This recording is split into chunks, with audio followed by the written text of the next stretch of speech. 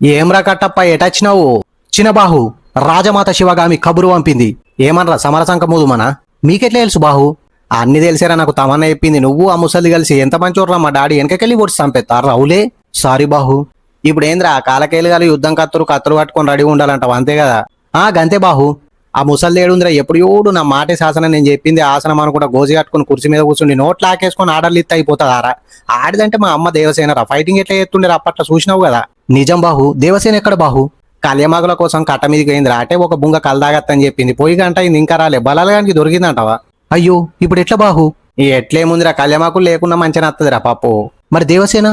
ముసలైతుంది కదరా, మతి మరిపి ఎక్కైంది పాపం. మొన్న గట్లనే అంగన్ వల్ల 5,000 రూపాయలకు పనికెట్టి వంట సామాన్ ఎత్తుకరాయా అని చెప్తే గుడ్లు తీసుకుపోయి బలాలగానికి అమ్మింది. ఇంకా ఇంటికి వచ్చి గుడ్ల పైసలు ఇయ్యక గుద్ది పంపించింది కొడకా అని ఏడ్చుకుంటా చెప్తుంది.